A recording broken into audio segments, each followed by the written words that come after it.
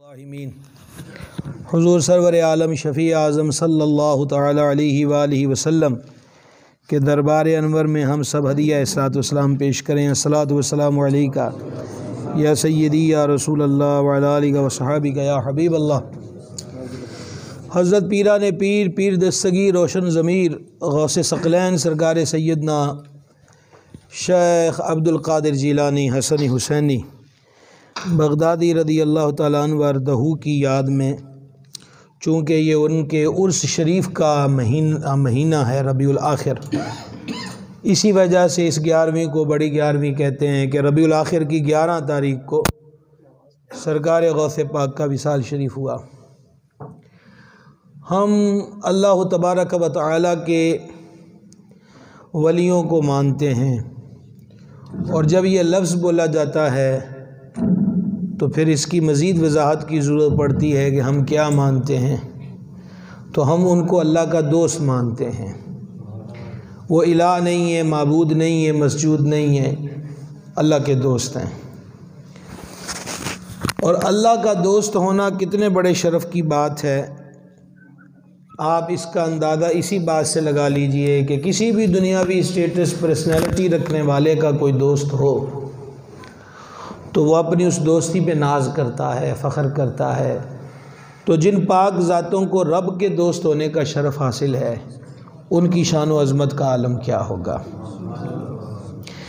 اللہ جل شانہ نے قرآن پاک میں فرمایا، الا ان اولیاء اللہ لا خوف علیہم ولا هم یحزنون، خبردار بے شک جو اللہ کے دوست ہیں انہیں خوف بھی نہیں اور غم بھی نہیں۔ غم کا تعلق ماضی کے ساتھ ہے اور خوف کا تعلق مستقبل کے ساتھ ہے۔ ہمارا کوئی عزیز قریبی بچھڑا ہوا ہو، وفات پا گیا ہو، تو ہمیں جب یاد آئے گا تو اس کی یاد پر ہمیں غم ہوگا، خوف نہیں ہوگا۔ کل سے بارش شروع ہوئی، کچے مکانوں والے، شکستہ چھتوں والے جب یہ خبر ملتی ہے کہ بارشیں شدت کی ہوں گی تو یہ خبر سن کے انہیں غم نہیں بلکہ خوف ہوتا ہے۔ تو اللہ تعالیٰ نے اپنے دوستوں کی شان بیان کرتے خود بیان فرما دیا کہ جو میرے دوست ہیں نہ انہیں ماضی کا غم ہوتا ہے نہ مستقبل کا خوف ہوتا ہے۔ اس کی وجہ یہ کہ وہ میرے دوست ہیں اور میری ذات پہ ان کا توکل اور بھروسہ ہوتا ہے۔ پھر اپنے ان دوستوں کی سنگت، ان کی نزدیکی، ان سے اپنے آپ کو جوڑنے کی ترغیب ہمیں رب العزت نے عطا فرمائی۔ یا ایھا الذین آمنوا اتقوا اللہ، اے ایمان والو اللہ سے ڈرو، وکونوا مع الصادقین، اور سچوں کے ساتھ ہو جاؤ۔ آپ غور فرمائیے کہ یہ بات اللہ تعالیٰ نے نہیں فرمائی کہ اے گناہ گارو، خطا کارو، سیاہ کارو، اسیاں شعارو، تم سچوں کے ساتھ ہو جاؤ، بلکہ فرمایا یا ایھا الذین آمنوا اتقوا اللہ، اے ایمان والو تقوی اختیار کرو، اللہ سے ڈرو۔ ایمان بھی مل گیا، تقوی بھی مل گیا، پھر بھی فرمایا وکونوا مع الصادقین، اب سچوں کے ساتھ ہو جاؤ۔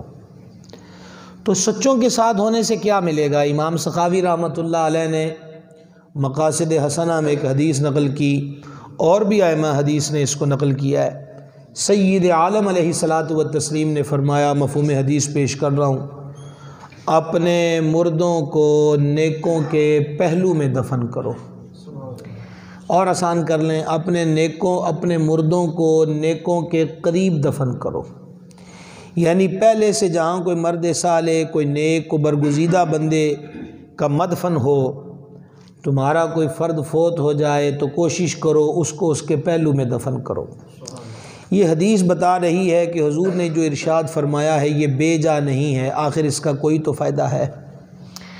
اور اس کا فائدہ کیا ہے کہ وہ جو نیک ہوگا، حدیث شریف کے مطابق قبر المومن روضۃ من ریاض الجنہ، مومن کی قبر جنت کے باغوں میں سے ایک باغ ہوتی ہے۔ تو جب جنت کے باغ کے قریب تم اپنے فرد کو دفن کرو گے تو اس کے باغ و بہار کی برکات اسے بھی نصیب ہو جائیں گی۔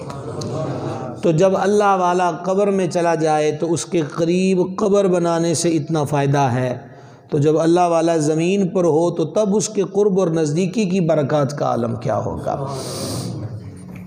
صحیح بخاری صحیح مسلم میں ایک حدیث شریف ہے، سید العالمین علیہ الصلاۃ والتسلیم نے ارشاد فرمایا، مفہوم حدیث پیش کر رہا ہوں، اللہ جل شانہ کے فرشتے ہیں جو ذکر کی محفلیں تلاش کرتے ہیں، جب انہیں ذکر کی محفل مل جاتی ہے تو وہ ساری محفل کو اپنے پروں کے نیچے چھپا لیتے ہیں، پھر اس محفل پہ سکینہ اترتا ہے، اور جب محفل ختم ہوتی ہے تو فرشتے وہاں سے اللہ رب العزت کے دربار میں حاضر ہوتے ہیں۔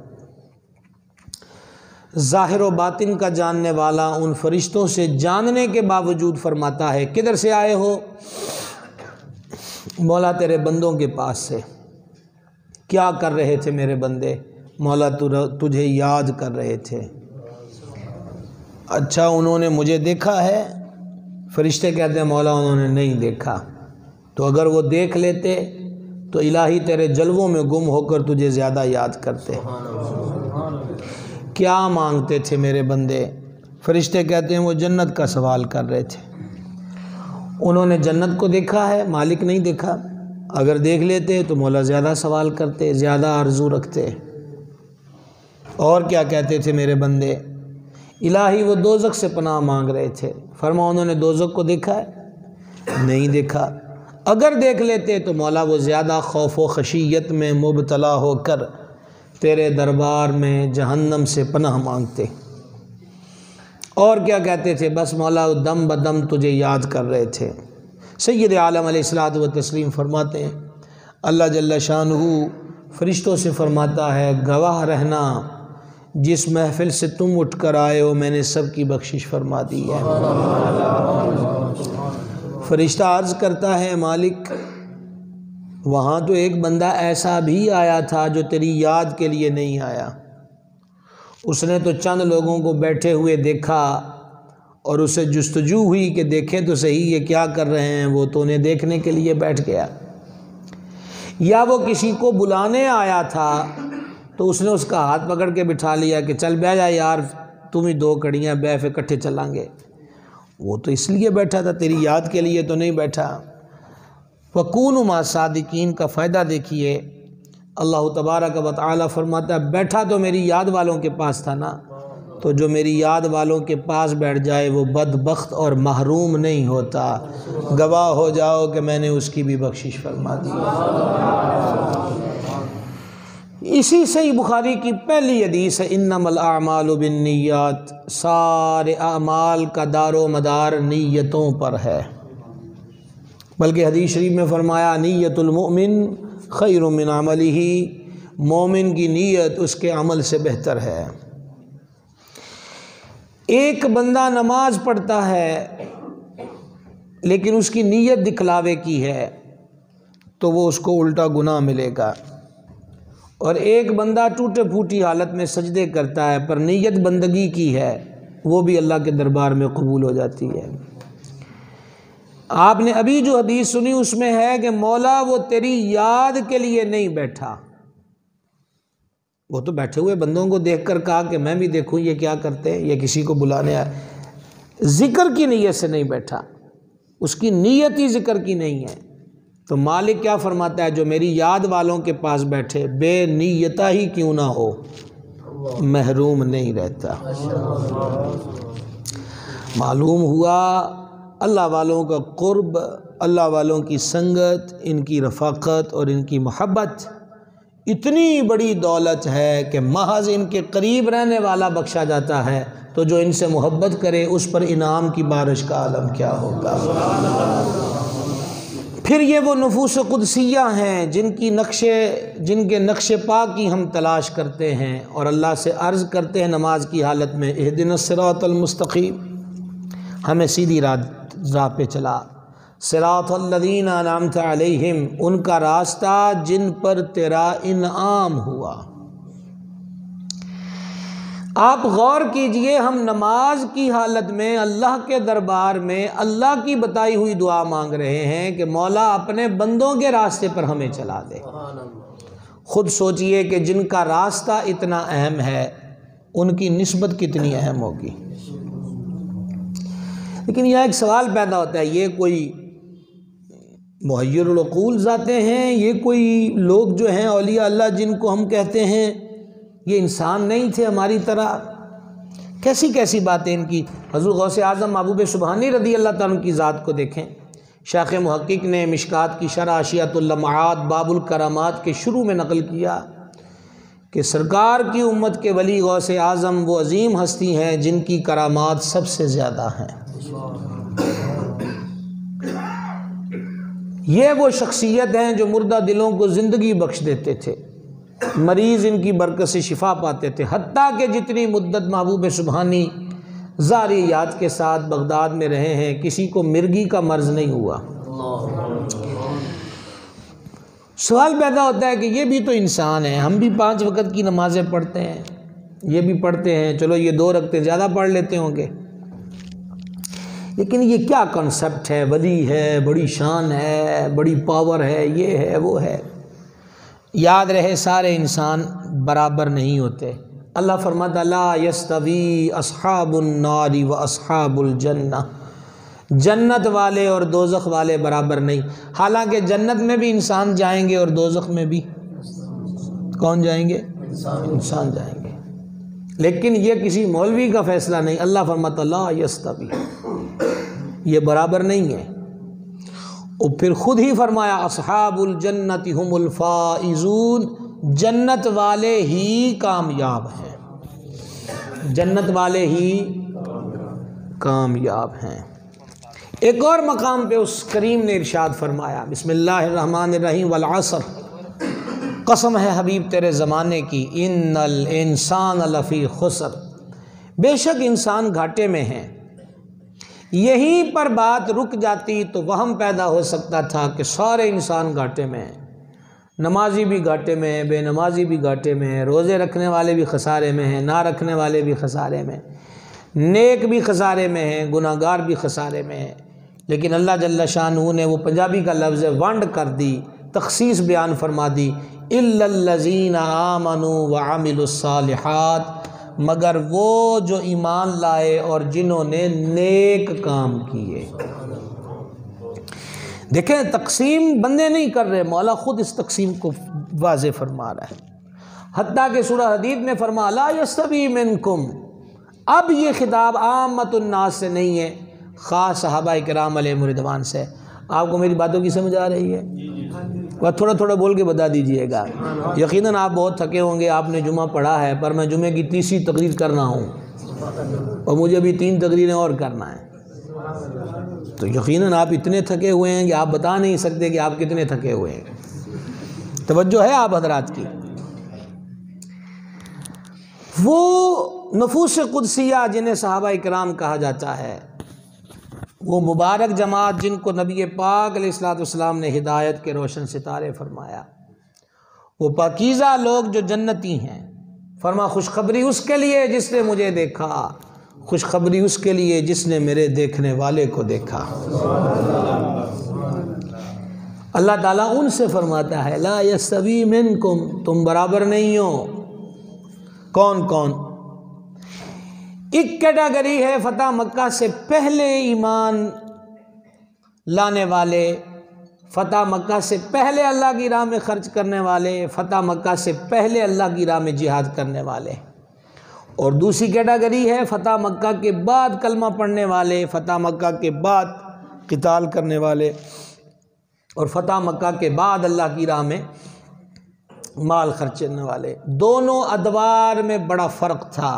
فتح مکہ سے پہلے کا دور دقتوں کا دور تھا، مشکلات کا دور تھا، مصائب کا دور تھا۔ یہاں حضرت سیدنا بلال حبشی کو روز مکے کی سڑکوں پہ مارا جاتا تھا، آل یاسر پہ ظلم اور ستم کے پہاڑ توڑے جاتے تھے، سیدتنا سمیہ جیسی پاک ذاتوں کو شہید کیا گیا، خود میرے آقا و مولا علیہ الصلاۃ والتسلیم کو اذیتیں دی گئیں، تکلیف میں مبتلا کیا گیا۔ تو لہٰذا اور فتح مکہ کے بعد کا دور ایسا تھا کہ ہر طرف بہار ہی بہار تھی، اسلام ایک پوری پاور کے ساتھ ظاہر تھا۔ تو اللہ جل شانہ نے فرمایا ہو تو تم صحابی ہی، پر مرتبے میں ایک جیسے نہیں ہو. ان کی شان بڑی ہے جنہوں نے مشکل دور میں کلمہ پڑھا، مشکل دور میں میری راہ میں مال خرچ کیا، مشکل دور میں وہ لڑے. لیکن یہاں پر یہ نہ ہو کہ بچوں کا کھیل بن جائے اور لوگ عقل کی تکڑیوں میں ان پاک ذاتوں کو تولنے لگ جائے. اللہ کریم نے اس کا سد باب بھی فرما دیا اور نتیجتاً کہا وَكُلًّا وَعَدَ اللَّهُ الْحُسْنَى، اللہ نے جنت کا وعدہ سب سے فرما لیا ہے. آپ سمجھے ابھی بہت ساری آیات اور بھی ہیں، وقت اتنا نہیں ہے. یہ سمجھنے کو نہ کافی بھی نہیں ہے کہ مالک الملک جل شانہ نے واضح طور پہ بیان فرما دیا کہ سب انسان ایک جیسے نہیں ہیں. تو آپ ایک اور آسان جملہ میں آپ کے سامنے بولنے لگا ہوں، اور یہ بھی فیصلہ کن ہی سمجھیے. ایک بندہ ہے اللہ کا دشمن، ایک بندہ ہے اللہ کا دوست. فرق کیجئے، کیا دونوں ایک جیسے ہو سکتے ہیں؟ اور پھر اس نے خود، ایک ہوتا ہے نا کوئی بندہ بیٹھ کر کوئی چیز وضع کرتا ہے، گھڑتا ہے، اپنی طرف سے افسانے بناتا ہے. ایک چیز وہ ہے، ایک مالک خود فرمائے کہ میں نے اس کو یہ شان دی ہے. کبھی کبھی ہماری نئی پیڑھیاں سوال پوچھتی ہیں کہ مشرکین بتوں میں پاور مانتے تھے، بتوں میں اختیارات اور تصرفات مانتے تھے، تو آپ لوگ جو ہیں وہ اللہ والوں کے بارے میں ایسی باتیں کرتے ہیں. تو ہم نے کہا بہت زیادہ فرق ہے. فرق کیا ہے؟ 2 سطروں میں عرض کرنا چاہتا ہوں، توجہ کریں گے تو انشاءاللہ سمجھ میں آ جائے گا. فرق یہ ہے کہ بتوں کی کوئی اتھارٹی نہیں، بتوں کو رب نے کوئی پاور نہیں دی، اور اس نے اپنے دوستوں کو اتھارٹی بھی دی ہے اور پاور بھی عطا فرمائی ہے. تو جس کو رب قوت نہ دے ہم کیسے مان لیں، اور جس کو رب قوت دے ہم اس کا انکار کیسے کر سکتے ہیں سوائے اس کو تسلیم کرنے کے. اب آپ دیکھیں محیر العقول چیزیں، قرآن بڑے بڑے واقعات کو بیان کرتا ہے. حضرت سیدنا عیسیٰ روح اللہ علیہ نبینا الکریم علیہ الصلوۃ والتسلیم کی کتنی چیزیں قرآن نے بیان کی. نمبر 1، آپ فرماتے تم جو کھا کر آئے ہو میں وہ بھی جانتا ہوں. نمبر 2، جو تم برتنوں میں ڈھانپ کے رکھ کے آئے ہو میں وہ بھی جانتا ہوں. یہ قرآن میں ہے. نمبر 3، میں مٹی کا گارا بناتا ہوں، گوندتا ہوں، پھر اس کا پرندہ بناتا ہوں، وہ پرندہ بنا کے اس میں پھونک مارتا ہوں، وہ پرندہ بن کے اڑنے لگ جاتی ہے. نمبر 4، میں اندھوں کو آنکھیں دیتا ہوں. نمبر 5، میں کوڑیوں کو شفا دیتا ہوں. نمبر 6، میں مردوں کو زندہ کرتا ہوں. یہ 6 کی 6 باتیں قرآن میں ہیں، اور یہ جو آپ سبحان اللہ نہیں فرما رہے ہیں یہ بھی قرآن میں ہے نا. یہ 6 کی 6 باتیں کہاں ہیں؟ قرآن میں ہیں. تم جو کھا کر آئے ہو میں جانتا ہوں، جو برتنوں میں چھپا گیا ہو میں تمہیں اس کی خبر دے دیتا ہوں.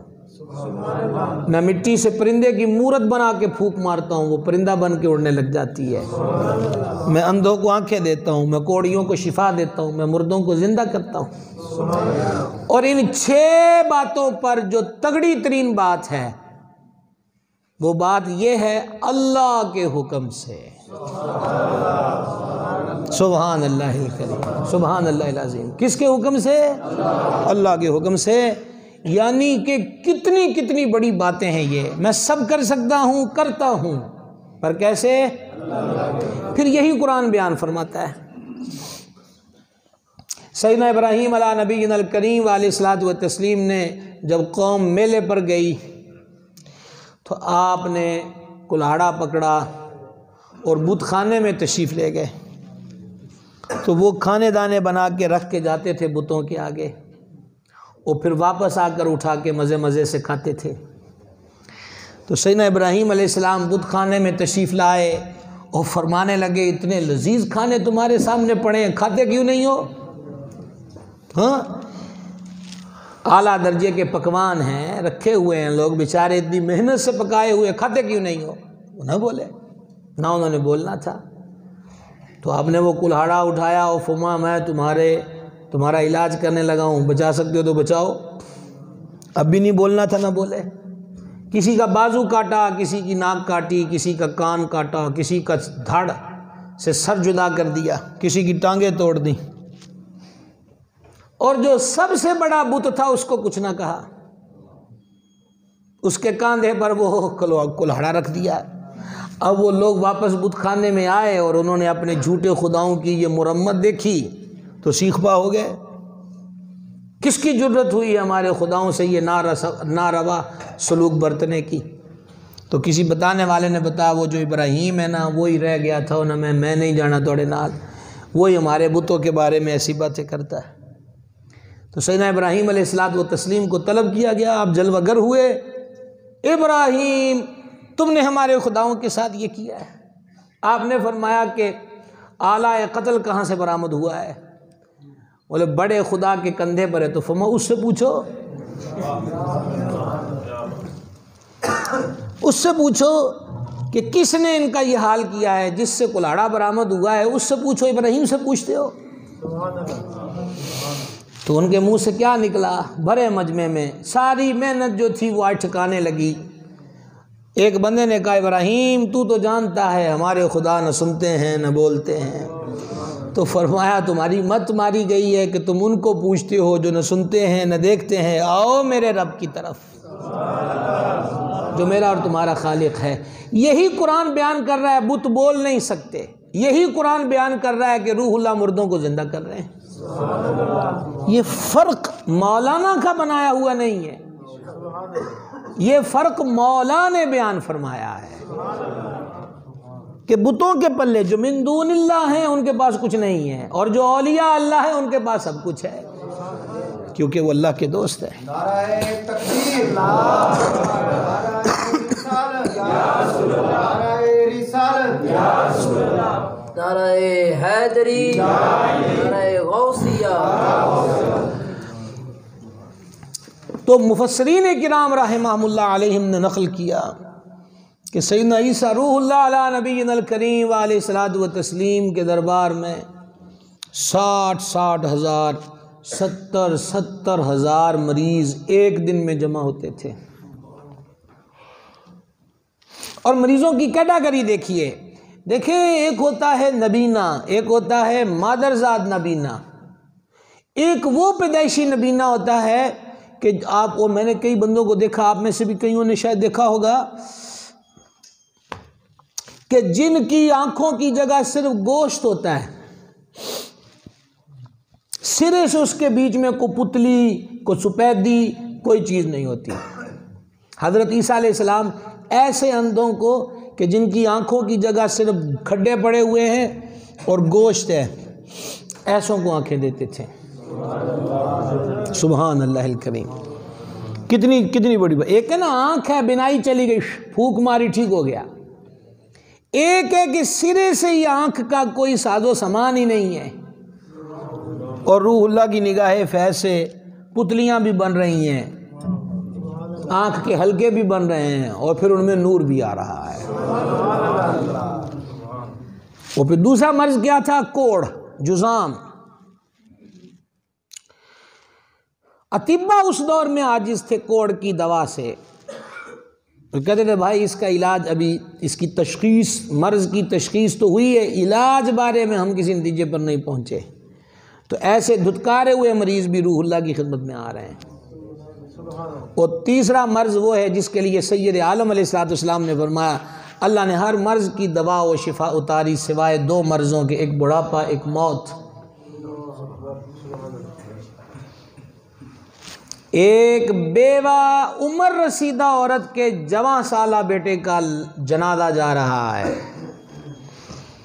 دکھیاری ماں جنازے کے کنارے ساتھ ساتھ روتی ہوئی جا رہی، اس کی آج لاٹھی ٹوٹ گئی، بے سہارا ہو گئی، خون جگر جس کو دے کے پالا تھا وہ داغے جدائی دے گیا، سارے ارمان خاک میں مل گئے، آرزویں شکستہ ہو گئیں۔ ادھر سے حضرت عیسیٰ روح اللہ علیہ السلام آتے ہوئے نظر آئے، ہاتھ جوڑ دیے، دیکھیے میری زندگی کی کل کمائی لٹ گئی، دیکھیے میرا بیٹا آج داغے جدائی دے گیا، مہر کیجئے، نظر کیجئے، میرے بچے کو زندہ فرما دیجئے۔ حضرت عیسیٰ علیہ الصلوۃ والتسلیم نے فرمایا اس کا جنازہ رکھو، رکھا، اور اس کے سرحانے تشریف لے جا کر فرمایا او اللہ کے بندے اٹھ کھڑا ہو اللہ کے حکم سے اٹھ۔ وہ لڑکا اٹھ کھڑا ہوا، آپ نے اس کا ہاتھ اس کی ماں کے ہاتھ میں دے دیا۔ اب 60 سے 70 ہزار مریض جمع ہو بھائی، 60-70 ہزار کا مجمع بہت بڑا مجمع ہوتا ہے، بہت بڑا مجمع ہوتا ہے۔ اب وہاں تھوڑی ہے کہ وہاں دوائیاں کونٹھی جا رہی تھی جناب، ہاں اس کو جناب یہ سونف اجوائن کی پڑیا بنا کے دے دو، اس کو عطری پھل دے دو، اس کو جوارش کمونی دے دو، یہ تھوڑی تھا کہ نسخے بن رہے ہیں، پڑیاں تقسیم ہو رہی ہیں، مریض آتے جا رہے پھوکے لگ رہے ہیں۔ اور یہ بھی نہیں ہے 15 دن دوائی کھا کے دوبارہ چیک اپ کروانا ہے، پھر اور رپورٹیں بھی ساتھ لانا ہے، دیکھیں گے کہ اب کتنا بچ گیا۔ یہ بھی نہیں ہے پھوک ماری مرض ہو گیا، پھوک ماری اندھا دیکھنے لگ گیا۔ اب 60 ہزار اور 70 ہزار کی تعداد میں اتنی بھیڑ ہے تو پھر تو کئی دن لگ جائیں گے، تو پھر آپ پھوک بھی مار رہے ہیں اور ساتھ اپنا کپڑا دیتے ہیں خدام کو، فرما یہ کپڑا پکڑو سب کو ٹچ کرتے چلے جاؤ، اور ٹچ کرتے جاؤ، وہ ٹچ کرتے جا رہے، مس کرتے جا رہے، اور بیمار شفا یاب ہوتے چلے جا رہے۔ نبیوں کے کپڑے بھی بے اثر نہیں ہوتے، اور یہ تو میں تفسیر سے بیان کر رہا ہوں، قرآن میں موجود ہے کہ ان کے کپڑے بے اثر نہیں ہوتے۔ سورہ یوسف میں کیا فرمایا؟ کیا فرمایا سورہ یوسف میں؟ میں پہلے آپ کو یہ سمجھانا چاہتا ہوں کہ حضور غوث اعظم کی ذات میں جو ہم کمالات مانتے ہیں یہ کہاں سے لیے ہوئے ہیں، اور آپ تمہید سمجھ گئے تو پھر آگے کچھ کہنے کی ضرورت ہی کوئی نہیں۔ جب بھائیوں کی جان سجان ہو گئی، پہچان ہو گئی، تو سیدنا یوسف علیہ السلام نے اب ان سے فرمایا ابا جی کا کیا حال ہے؟ تو انہوں نے کہا آپ کی جدائی میں رو رو کے بینائی ان کی رخصت ہو گئی ہے۔ تو حضرت یوسف علیہ السلام نے کیا فرمایا تھا؟ اپنی قمیص دی، اپنی قمیص، فرمایا جاؤ یہ میری قمیص لے جاؤ، اور میری قمیص لے جا کر ابا جی کی آنکھوں پہ رکھنا، اور رکھ کے جب ہٹاؤ گے بینائی واپس آ جائے گی۔ یہ قرآن ہے۔ تو وہ قمیص حضرت یوسف علیہ السلام کے اس بھائی کو شوق تھا کہ جو خون میں بھیگی ہوئی حضرت یوسف کی قمیص لے کر گیا تھا، بھیڑیے کا خون لگا کے، جھوٹا خون لگایا تھا کہ یہ دیکھیے یوسف کی قمیص ہے، یوسف کو بھیڑیا کھا گیا۔ تو اس بھائی کو شوق تھا کہ وہ بری خبر بھی میں لے کر گیا تھا، آج یہ برکت والی خبر بھی میں لے کر جاؤں۔ میلوں میل کے فاصلے ہیں، سر پہ حضرت یوسف کی قمیص ہے اور دوڑا دوڑا جا رہا ہے، اور ادھر آپ کے والد اقدس علی نبینا الکریم علیہ الصلوۃ والتسلیم اپنے پوتوں میں بیٹھے ہوئے ہیں، پوتوں میں، وہ پوتوں میں بیٹھ کے فرماتے ہیں اگر تم مجھے یہ نہ کہو، اگر مجھے تم یہ نہ کہو کہ میں وارفتہ ہو گیا ہوں، اور تم مجھے یہ نہ کہو کہ سٹھیا گیا ہوں، تو مجھے یوسف کی خوشبو آ رہی ہے،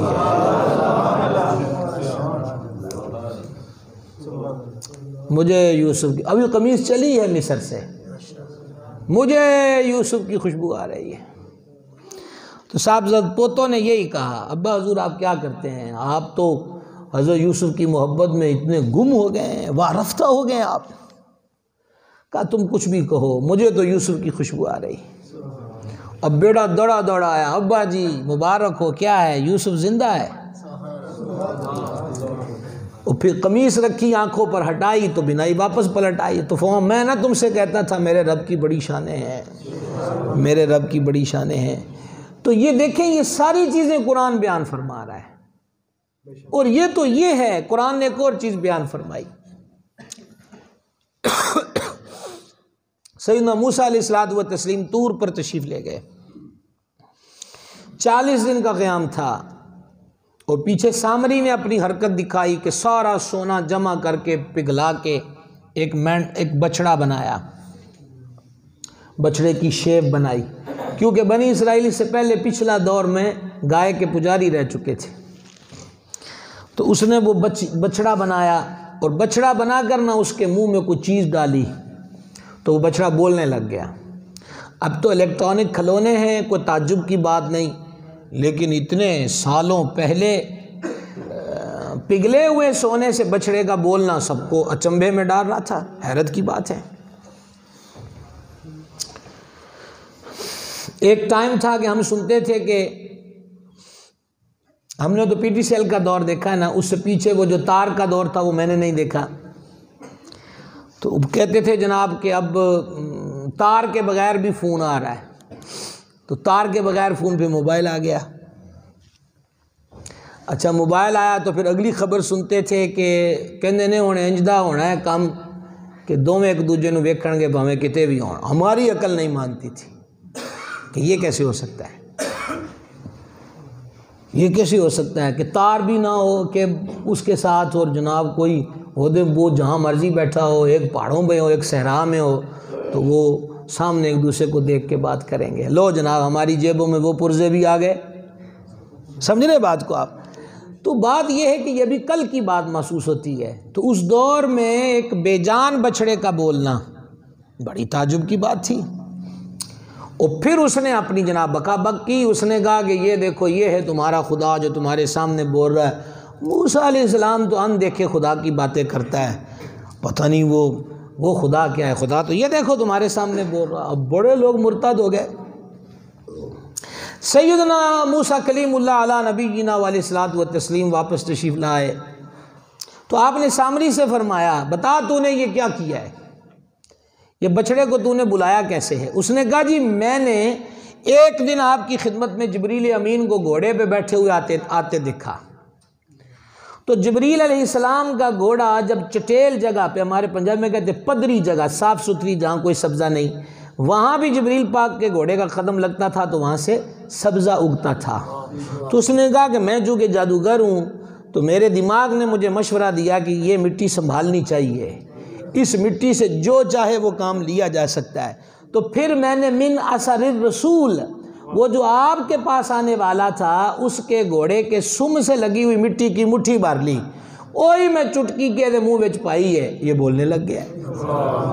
سبحان اللہ الکریم۔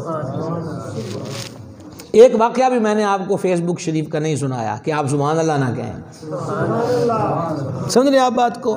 تو میں نے وہ مٹی اس کے منہ میں ڈال دی تو یہ بولنے لگ گیا۔ جبریل پاک کا گھوڑا گھوڑے کا سم مٹی سے اور مٹی اٹھا کر بے جان کو بلا دے۔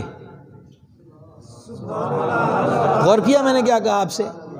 سونے کو پگھلا کر جو بچڑا بنا تھا سید الملائکہ جبریل علیہ السلام، حیزوم گھوڑے کا نام ہے۔ اوت کے میدان میں ایک صحابی عرض کر دیں حضور سانو بندے نہیں سی نظر آندے، تلوار میں اٹھاتا تھا منہ اس کا پہلے اڑ جاتا تھا اور کسی کا منہ کالا ہو جاتا تھا، اور حضور ہم نے میدان میں سنا ہے کو کہہ رہا تھا آگے بڑھ حیزوم آگے بڑھ حیزوم، تو سکاف فرماتے ہیں یہ جبریل کے گھوڑے کا نام ہے، جبریل گھوڑے پر تھا۔ تو جبریل علیہ الصلوۃ والتسلیم کے گھوڑے کا سم جو ہے وہ اس سے ٹکرائی ہوئی مٹی بے جان سونے کے منہ میں ڈالی، وہ بولنے لگ گیا۔ یہ سم سے مس شدہ مٹی میں کمال ہے کہ بے جان کو بلا دے۔ اس زبان میں کتنا اثر ہوگا جو صحیح بخاری میں حدیث قدسی ہے کہ اللہ اپنے بندے کے لیے فرماتا ہے میں اس کی زبان بن جاتا ہوں جس سے وہ بولتا ہے۔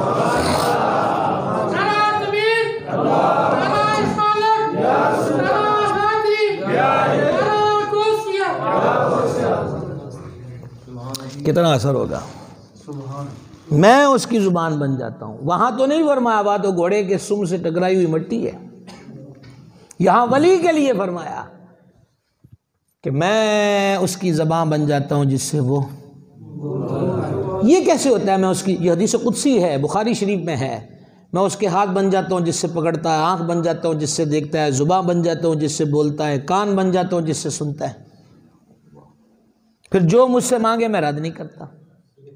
یہ کیسے ہو سکتا ہے؟ امام راضی رحمہ اللہ نے تفسیر کبیر میں ایک بڑی پیاری روایت لکھی ہے، اور امام سیوطی رحمہ اللہ نے تاریخ الخلفاء میں لکھا ہے کہ مولا کائنات شیر خدا غوث پاک کے دادا امیر المومنین مولا کائنات کرم اللہ تعالی وجہ الکریم، انہوں نے خیبر کے قلعے کا دروازہ، اس کو امام سیوطی نے لکھا تاریخ الخلفاء میں، اور بھی بڑے بڑے ائمہ نے لکھا، ایک ہاتھ سے اکھاڑ کر پھینک دیا۔ ایک روایت ہے 40 بندوں نے اٹھایا بعد میں، ایک ہے کہ 80 افراد نے اٹھایا اس کو دوبارہ وہاں لگانے کے لیے۔ اب امام راضی کے پاس چلیں، امام راضی لکھتے ہیں کہ کسی بندے نے مولا علی کرم اللہ تعالی وجہ الکریم سے پوچھا وہ آپ نے اکھاڑا تھا دروازہ. آپ تو روٹی کھا رہے ہیں تو آپ کے ماتھے پہ پسینہ آ رہا ہے، سخت روٹی کھا رہے تھے. تو لوگ کہتے ہیں آپ نے ایک ہاتھ سے اکھاڑ کر دروازہ پھینک دیا تھا. تو مولا کائنات نے فرمایا ابو علی نے اپنی طاقت سے نہیں، اللہ کی طاقت سے، اللہ کی طاقت سے اکھاڑ کر پھینکا تھا. تو احباب گرامی قدر، یہ صفات، یہ کمالات اور یہ خوبیاں اللہ اپنے بندوں کو عطا فرماتا ہے. اللہ اپنے بندوں کو عطا فرماتا ہے، یہ پاوریں وہ دیتا ہے، وہ شانیں عطا فرماتا ہے، وہ کمالات اور خوبیاں اپنے بندوں کو ان خوبیوں کے ساتھ نوازتا ہے. اسی کے کامل بندوں میں ایک کامل ذات سید الاسیاد حضور غوث پاک کی ذات پاک ہے. حسنی حسینی سید ہیں، والد کی طرف سے حسنی ہے، والدہ کی طرف سے حسینی ہے، نجیب الطرفین ہیں. اور اعلیٰ حضرت کہتے ہیں اے خضر مجمع بحرین ہے چشمہ تیرا. 470 ہجری میں عجم کا علاقہ جو ایران اور عراق کی سرحدوں سے متصل ہے، گیلان، وہاں پر آپ کی ولادت ہوئی 1 رمضان شریف کو. کس تاریخ کو بولیں گے؟ 1 رمضان شریف. اور 1 رمضان شریف کو ولادت ہوئی تو کیفیت یہ ہے کہ سحری کے وقت دودھ نوش فرمایا کرتے، پھر افطار کے وقت. پورے خطے میں مشہور ہو گیا کہ سیدوں کے گھر میں ایک لڑکا پیدا ہوا ہے جو ماں کی گود میں بھی رمضان کے روزے رکھتا ہے. 16 سے 17 سال کی عمر میں بغداد شریف آئے، اکتساب علم کیا، 20-22 سال جنگلوں میں تنہا گزارے، زہد اختیار کیا، پھر بغداد شریف تشریف لے آئے اور پھر اسی مدرسہ نظامیہ میں بیٹھ کے پڑھایا جہاں خود پڑھا تھا. اور پھر سید عالم علیہ السلام کا دیدار نصیب ہوا. وہ فرما لوگوں کو واعظ کہو، نصیحت کرو. عرض کی میں عجمی ہوں، یہ عربی ہیں، میں ان کے سامنے کیا بولوں؟ تو سرکار نے 7 مرتبہ اپنے لعاب اقدس کے فیوز و برکات غوث اعظم کو ان کے منہ میں عطا فرمائے. اگلے دن فرماتے ہیں ظہر کے وقت میری کرسی رکھی گئی مسجد میں، ظہر کے بعد بیان کے لیے، تو مجھے تھوڑی گھٹن محسوس ہوئی تو مولا کائنات شیر خدا آئے. فرما عبد القادر واز کو عرض کی تھوڑی گھٹن محسوس ہوئی، منہ کھول 6 بار لعاب ڈالا. عرض کی نانا جی تو کل 7 مرتبہ عطا کر گئے تھے. کہا علی نے حضور کے ادب کی وجہ سے 7 مرتبہ نہیں کیا، علی نبی کی برابری نہیں کر سکتا. پھر بزم سجتی، مسجد وسیع کرنا پڑی. پھر لوگوں کی بھیڑ اتنی بڑھنے لگ گئی کہ عیدگاہ میں ممبر رکھا گیا. پھر عیدگاہ بھی پور ہو گئی تو پھر بڑے میدانوں میں 70 ہزار لوگ آپ کی بزم ہوتے. 3 دن ہفتے میں واز فرماتے تھے. 70 ہزار لوگ، چور اچکے بدمعاش بے راہ گمراہ آپ کی بزم میں آتے اور توبہ کر کے اٹھتے، غیر مسلم مشرب با اسلام ہو کر جاتے، گمراہوں کو صراط مستقیم نصیب ہوتا، اصلاح قلب فرماتے، اللہ رسول کے پیغام کو عام کرتے، توبہ کی طرف لوگوں کو راغب فرماتے. یہ وہ لوگ گزرے، ان کی ڈیوٹی یہ ہے کہ جو اللہ کریم جل شانہ کے دربار سے بھاگے ہوئے لوگ ہیں، ایسے لوگوں کا ہاتھ پکڑ کر اللہ کے دربار میں کھڑا کر دیا جائے. ان اللہ والوں کی ڈیوٹی یہ ہوتی ہے. ابھی میں نے 2-3 جگہ یہ واقعہ سنایا ہے. فیصل آباد میں اتنے بیان ہوتے ہیں، کیا کیا جائے. تو پتہ نہیں کل رات آپ کو سنا کے آیا ہوں کہ نہیں، اب ذہن میں نہیں ہے. حضرت رابعہ بصریہ رحمۃ اللہ علیہ کے گھر میں چور آ گیا تھا تو اس نے سارا گھر ٹٹولا. تو کیا ملنا تھا وہاں؟ ایک لوٹا ملا جس سے وضو فرماتی ہیں. چور کو بڑا غصہ چڑھا کہ ساری رات کی محنت ضائع گئی، اس گھر کی تو خود ہیلپ کرنی چاہیے، یہاں سے کیا لینا ہے. ہاں، تو جب خالی جانے لگا تو بی بی مسلح پہ بولی پتر چلنا ہے؟ نہ کہ جی چلنا ہے. اے خالی تے نہ جا. انہوں نے کہا جی ہے اچھے کی. اور پھر تو فرمانے لگی یہ میرے لوٹے میں پانی نہیں ہے. انہوں نے کہا ہے، انہوں نے کہا اس سے وضو کر. انہوں نے کہا بی بی میں نویں روڑے چ نہ پا. انہوں نے کہا پتر تو وضو تے کر، وہ میرے حجرے میں مسلح بچھا ہے، 2 رکھتے پڑھ پھر ویکھ تینوں کی لبد ہے. شاید اس چور کا تصور یہ ہوگا کہ 2 رکھتے پڑھوں گا تو اندر زمین سے خزانہ نکلے گا. کہتے سونے کی دیگ ہے اندر. کئیوں نے اپنے اچھا وہ نواں بنایا کوئی نہیں تو پرانا بھی ٹا لیا، بولے وہ اس کے نیچے سونے کی دیگ ہے. اس چکر میں پھنس جاتے بیچارے. تو چاہتے نہ چاہتے جناب اس نے پھر وہ کیا کیا کہ وضو کرا اور حضرت سیداتنا رابعہ بصریہ رحمۃ اللہ علیہا کے حجرے میں ان کے مصلی پہ 2 رکعتوں کی نیت باندھی. دیکھا اپنے اللہ والوں کا کمال، چوروں کو مصلی پہ لا کے کھڑا کر دیتے ہیں. یہی ڈیوٹی اللہ والوں کی ہوتی ہے.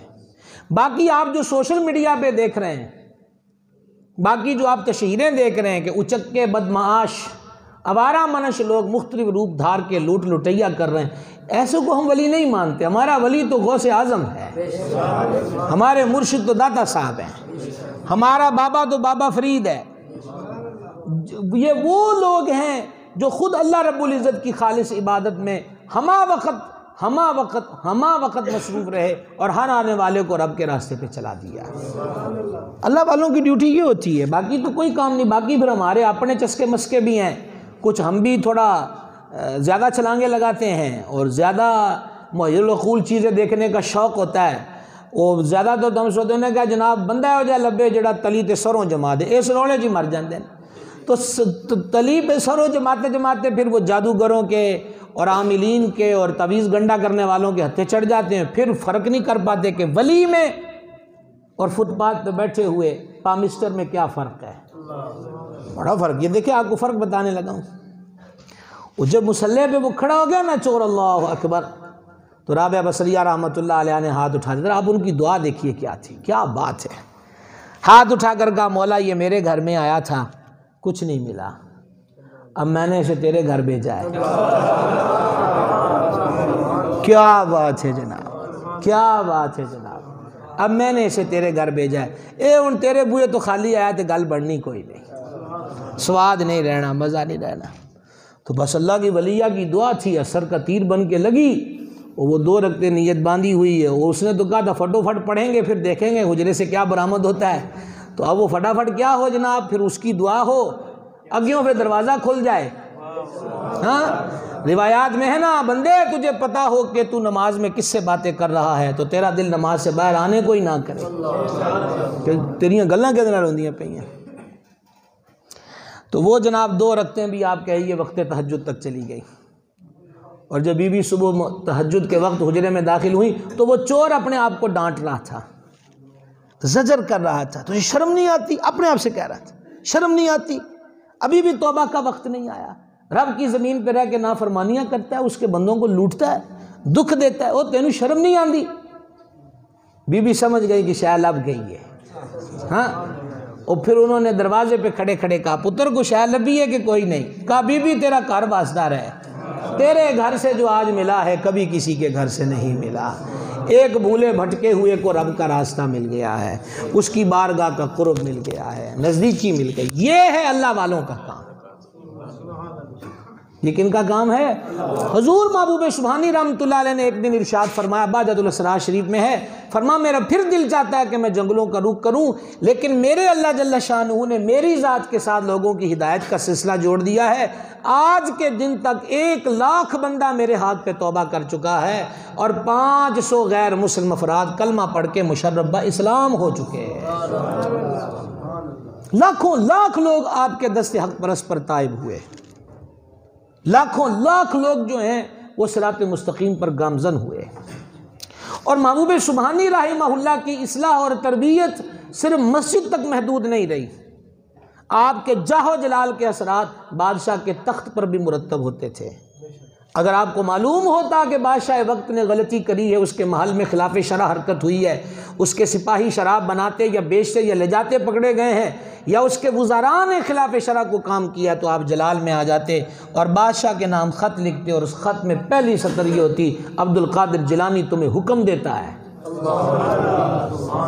حضور فرماتے علی عالم سلطان اللہ فی الارض او کما قال علیہ الصلوۃ والتسلیم، عالم ربانی زمین پر اللہ کی حجت ہوتا ہے. اور یہ تو غوث اعظم محبوب سبحانی ہے، یہ اللہ کی حجت ہے. خط لکھ رہے ہیں، عبد القادر تمہیں حکم دیتا ہے. بادشاہ خط پڑھ کے کانپنے لگ جاتا تھا اور آپ کا خط چوم کے آنکھوں سے لگاتا تھا اور یہ جملے کہتا تھا، اے میرے سردار آپ نے سچ فرمایا ہے. اور اسی وقت مطلوبہ لوگوں کو بلا کر اس کو زجر کرتا کہ خبردار خلاف شرع حکم کوئی نہ آئے، کیونکہ غوث اعظم کو پتہ چل جاتا ہے. اور تم کیا سمجھتے ہو کہ میرے پاس کو پاور ہے؟ میں تو لکڑی کے تخت پر بیٹھا ہوں، قوتیں تو اللہ نے عبد القادر جیلانی کے ہاتھ میں رکھی ہوئی ہے.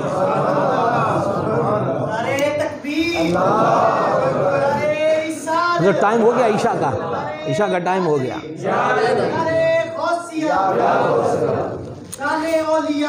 آخر پر حضور غوث پاک کی سیرت کی دو چیزیں آپ کے سامنے ذکر کرنا چاہتا ہوں۔ سرکار بغداد حضور غوث پاک رضی اللہ تعالیٰ عنہ سے پوچھا گیا، سیدی اللہ نے آپ کو بڑی عزت دی، بڑا شان، بڑا مقام عطا فرمایا ہے، آپ یہ بتائیں گے ہمیں کہ ہم آپ سے پوچھیں کہ یہ شانیں آپ کو ملی ہیں، کون سا ایسا عمل ہے کہ جس عمل کو آپ اس شان کی بڑھوتی میں کا سبب قرار دیں، معاون قرار دیں؟ سرکار بغداد نے فرمایا، میں نے کبھی جھوٹ نہیں بولا۔ سبحان اللہ الکریم، میں نے کبھی جھوٹ نہیں۔ اور فرما طالب علمی کے دور میں بھی جب طلبہ باہم آپس میں جھوٹ بول لیتے تھے، عبد القادر نے کبھی بچپن میں بھی جھوٹ نہیں بولا۔ اور پچھلا واقعہ تو آپ جانتے ہی ہو کہ جب ڈاکوؤں نے راستے میں گھیرا تھا تو 40 دینار نکال کے دے دیے تھے، تو سردار نے پوچھا تھا، بیٹے تم ہم سے جھوٹ بھی تو بول سکتے تھے، تو فرمایا تھا ماں سے کیا ہوا وعدہ 40 روپیوں کی خاطر نہیں توڑ سکتا۔ ماں نے گھر سے رخصت کرتے وقت کہا تھا، بیٹا جھوٹ نہیں بولنا، ذرا نم ہو تو یہ مٹی بڑی زرخیز ہے ساقی۔ یہ تربیت کون کرے گا؟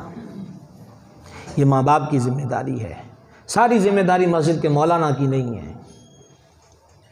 جہاں آپ باقی اونچ نیچ بچوں کو سکھاتے ہیں، بتاتے ہیں، یہ چیزیں بھی بتانا ماں باپ کی ذمہ داری ہے۔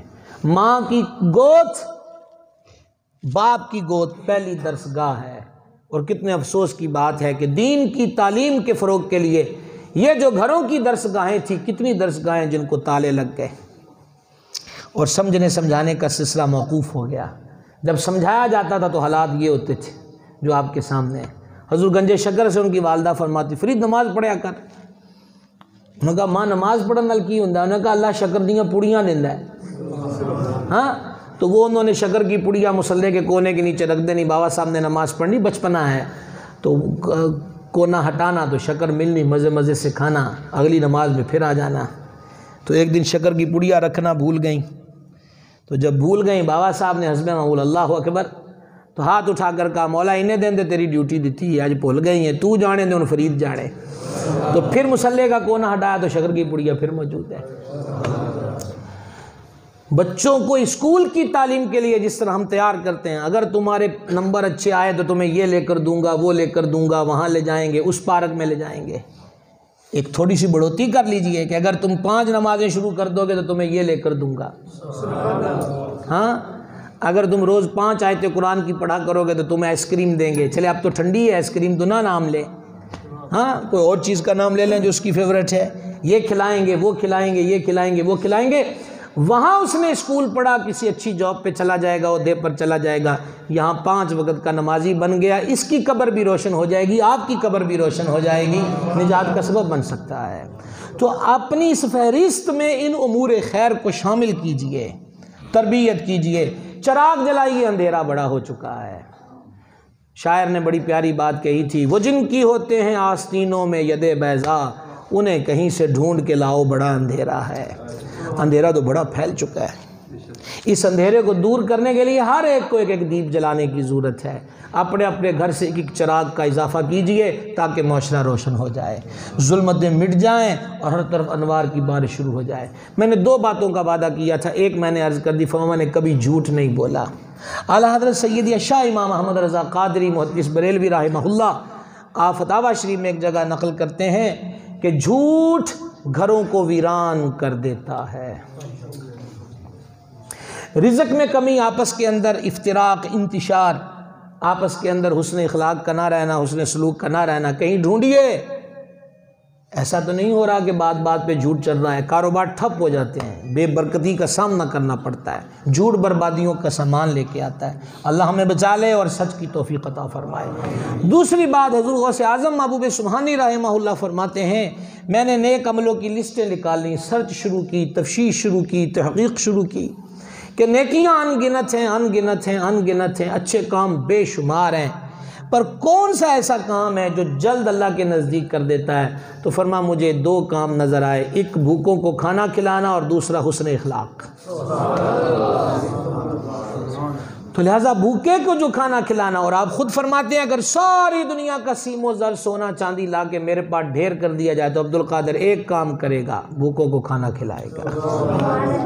اور آپ کی درگاہ پہ باقاعدہ روز اعلان ہوتا تھا مسافر ہیں آ جائیں، بھوکے ہیں آ جائیں، چھت بھی ملے گی، بستر بھی ملے گا، کھانا بھی ملے گا۔ لہٰذا ہم اپنے دسترخوانوں کو وسعت دیں۔ سید عالم علیہ السلام نے فرمایا تھا وہ کامل مومن نہیں جو خود پیٹ بھر کے سو جائے اور اس کا پڑوسی بھوکے پیٹ سے ہو۔ لہٰذا اولیاء کی تعلیم یہی ہے کہ حاجت مندوں کی حاجات کو پورا کیا جائے، ان کی ضرورتوں میں ان کے کام آیا جائے۔ آج 2019 کے اندر بھی ایسی چھتیں ہیں جن کے نیچے لوگ بھوکے سوتے ہیں، یا ایک وقت کا کھانا کھاتے ہیں اور ایک وقت کے کھانے کو ترستے ہیں۔ لہٰذا ہمیں چاہیے کہ ہم ان کی مدد کریں، ان کی ہیلپ کریں، اور ایسے طریقے سے کریں کہ اس کی انسلٹ نہ ہو، نفس عزت مجروح نہ ہو، وہ اپنے آپ کو بھکاری نہ سمجھے۔ سارے بھکاری ہیں، بندہ و صاحب و محتاج و غنی ایک ہوئے، تیری سرکار میں پہنچے تو سبھی ایک ہوئے۔ ہم سارے ہی اس کے بھکاری ہیں۔ اب میں آپ سے یہ نہیں پوچھنا چاہتا نہ میری عادتیں ہیں کہ نہیں ہیں، یہ تو میں نہیں آپ سے پوچھنا چاہتا، میں تو اعتراف کر رہا ہوں ہم سب اس کے بھکاری ہیں۔ وہ مالک ہے، وہ رزاق حقیقی ہے، تو لہٰذا مہربانی اگر 4 پیسے ہماری جیب میں زیادہ ڈال دے اور نوکری دے دے، کیا 2-4 تو خرچ لا دے، 2-4 میرے بندیاں نوں دے دے، یہ نوکری ہے نا جی۔ اور اگر وہ یہ نوکری ہمیں بخش دے تو اس سے بڑی عزت اور کیا ہو سکتی ہے، اس سے بڑھ کر اور شرف کیا ہو سکتا ہے۔ لہٰذا ارد گرد کے ماحول پہ بئی صورت بھی نظر رکھی جائے، خصوصاً اپنے گلی محلے کے افراد، عزیز رشتہ داروں کے اندر جو حاجت مند لوگ ہوں، باعزت طریقے سے انہیں اشیاء پہنچائیں۔ ان کے کسی بچے کو روزگار پہ لگا سکتے ہوں تو اچھے روزگار پہ لگانے کی کوشش کریں، کیونکہ سرکار کی یہ بھی سنت ہے کہ حضور کشکول ہی توڑ دیتے تھے، خیرات ہی اتنے دیتے تھے کہ پھر کسی سے مانگنے کی گنجائش ہی نہیں رہتی تھی۔ کسی ورک پہ، کسی کام پہ لگایا جائے۔ اور دیکھیے سرکار کریم علیہ الصلوۃ والتسلیم نے فرمایا ہے کہ تم زمین والوں پہ رحم کرو، عرشوں کا مالک تم پہ رحم فرمائے گا۔ تو آج حضرت علامہ مولانا محمد شعیب صاحب جو ہیں ہمارے درینہ دوست ہیں، بڑے محنتی آدمی ہیں، تو مجھے معلوم ہوا کہ ماشاءاللہ یہاں آپ کے پاس تشریف لے آئیں، عالم دین ہیں، اور مصلی اور ممبر کو ایک عالم دین مل جائے تو بڑی بہتری ہوتی ہے، مسائل سے آگاہی ہوتی ہے۔ تو اور انہی کی صورت میں میرا خیال یہاں میں پہلی مرتبہ آیا ہوں، باقی تو ارد گرد تو پھر جو ماحول ہے سو ہے۔ تو اللہ تعالیٰ آپ کی محبتوں کو سلامت رکھے۔